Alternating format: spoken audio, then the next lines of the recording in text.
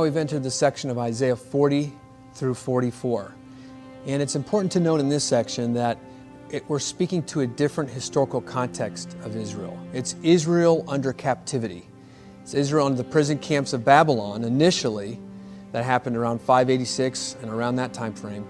But it's also any time in Israel's history when they're in captivity. It could have been after the Romans destroyed it in 70 AD. And again, when the Antichrist comes and puts many in prison camps, and many are refugees or outcasts dispersed throughout Gentile nations, hiding or looking for places of refuge. It's that type of setting. And the Lord addresses the nation there. And He addresses them to give them hope.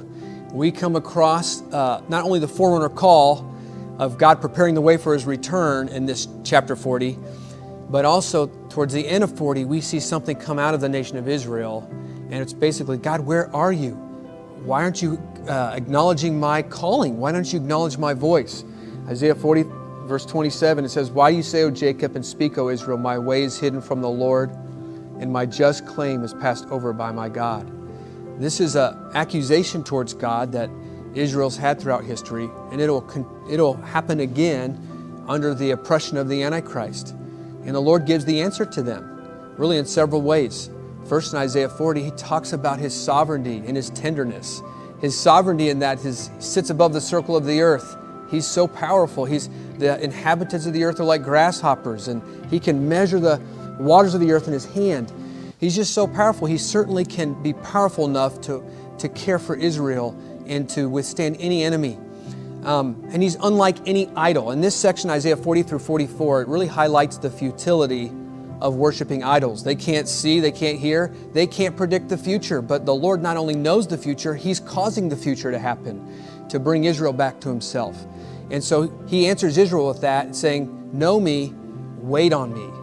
Wait on me and renew your strength, and I'll help you rise up on wings like eagles."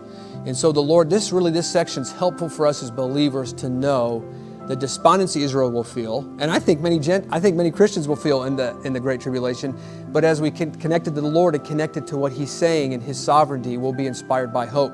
We're supposed to know this to be able to speak this to Israel. And now as we continue on in this section, Isaiah 40 through 44, God also answers this despondency by saying, "I'm going to raise up a political deliverer for you. I'm going to raise up Cyrus," chapter 40 and 44. God actually calls a Gentile king to deliver Israel, and He names him by name 150 years before he was ever born. I love this about prophetic literature, the accuracy of it. And so God calls him, and then another way He answers Israel by saying, "Hey, you're not going to be in Babylon forever. I'm going to cause a Persian king named Cyrus to deliver you. He's going to rebuild Jerusalem, and he's going to rebuild the city." And Cyrus is kind of like a Christ figure. When Christ returns, He's going to rebuild the city, He's going to rebuild the temple, and He will restore the fortunes of Israel. But also God answers Israel in another way with this despondency. And He shows us a picture of another deliverer in this section. This deliverer is in Isaiah 42. And this deliverer is called the servant.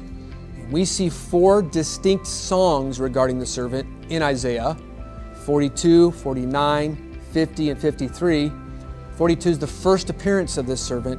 He's appearing to serve Yahweh's purposes in bringing justice to Israel, but justice to the nations. And Yahweh takes great delight in him. That same delight that the Lord said in Matthew 3:17, "You are my son, and I'm well pleased with you." We know this is Jesus. And He's coming in meekness, but later on in the chapter, He's coming as a mighty warrior, not holding His peace, and vanquishing Israel's enemies to establish justice in Israel. He's going to remove the blindness off Israel, so Israel himself can serve the Lord as a servant. Because not only is this person called the servant, Israel's called a servant, but Israel can't serve Yahweh. Israel's blind in their own sin, just like we all have been apart from Christ. But the Lord in His mercy is going to use Jesus to return Israel back to be able to serve Yahweh in the future as a kingdom of priests on the earth, to release the knowledge of His name and release justice on the earth with Him. And so Isaiah 40 through 44 has some great features. God answering the despondency of Israel.